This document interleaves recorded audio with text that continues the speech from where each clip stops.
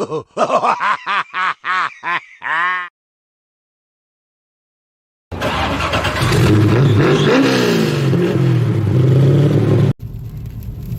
morning, everyone. You're probably going to be able to tell by the title of the video, but with this truck and also my other one, when I first got it, they both have had a rough idle with no codes. So, for both of them, I kind of just started throwing parts at both of them, kind of really just trying to narrow it down. And so I threw so many different things at both of them: mass airflow sensors, map sensors. I did both of that on this. I also did the plugs and wires on this, and it definitely needed it. The mass airflow sensor on this was completely crudded up with it was like a oily substance, so it was a bunch of dirt and grime. And also the plugs needed it too. Some of them had a lot of that white ashy buildup. Because if you don't know, these Gen 4, probably even newer engines, consume oil for whatever reason. I guess it's the windage tray they use, and also the valve covers. But that's what I did. And finally, the last thing that I did on this was a throttle body, and it was a Napa brand. And in the description it says you need to have the computer reset. And for my other truck, that wasn't the case. I used a Duralast throttle body on my other truck, and as soon as I put it in, I had the battery disconnected for a couple hours. I started the truck back up. It acted weird for a little bit, and then it just kind of reset itself, and that wasn't an issue. But with this one, in the part description, it says that you actually really have to have the computer reset. And so far, the symptoms that I have of it not being recalibrated is, right now, I took my foot off the gas and the RPMs don't drop back down. So when I'm trying to slow the truck down or stop, this thing just wants to keep going. So I'm going to end up eventually burning up or frying my brakes and possibly the transmission, trying to slow this thing down. But once I get down into lower RPMs, it kind of drops down to where it's supposed to be.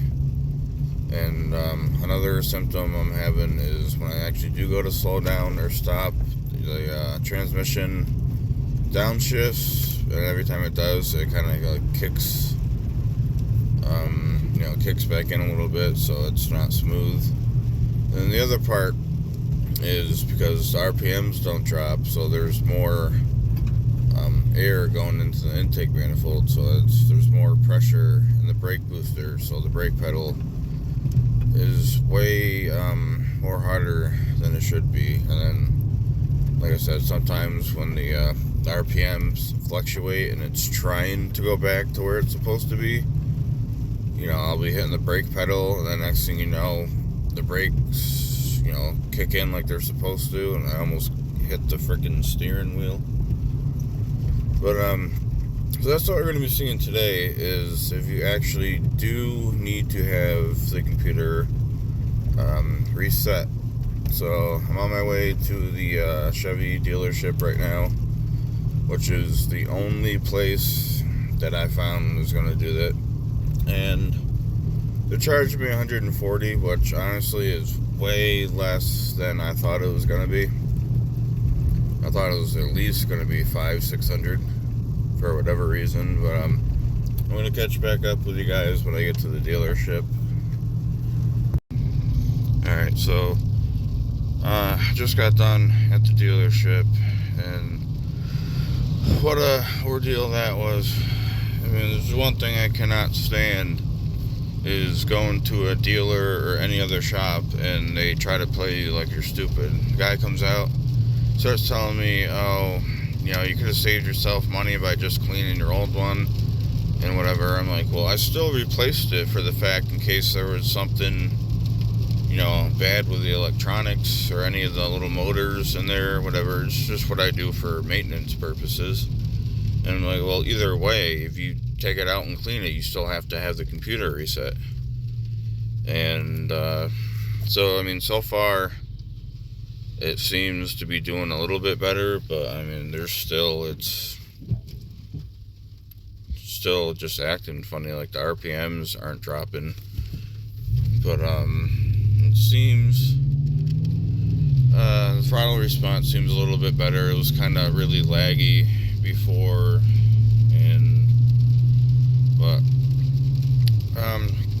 so my next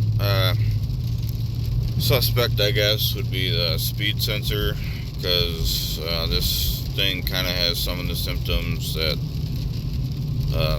those have when it starts going bad or something.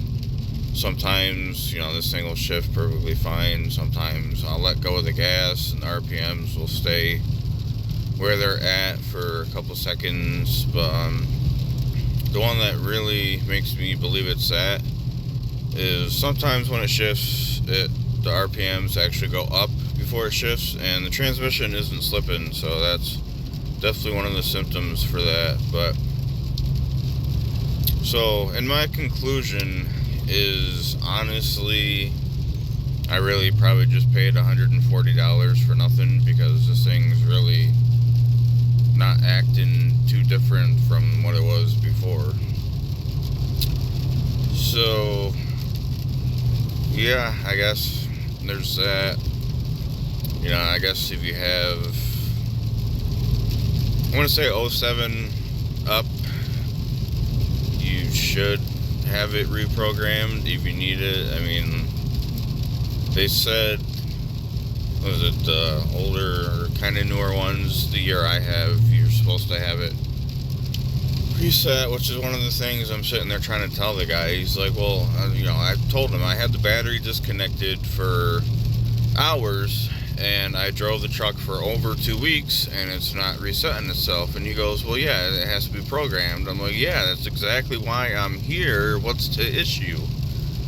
Like, I swear, people just don't want to work or something. But, so I guess, like I said, it's a little bit better.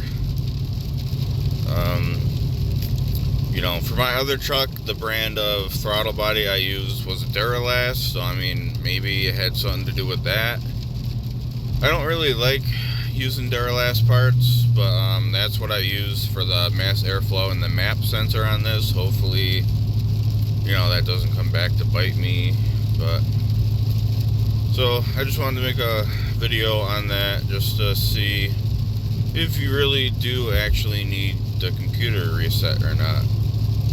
But I will say this though, the throttle response is 100% better, way better. So hopefully, I know you know they reprogrammed it, just, you know, some driving should take care of that.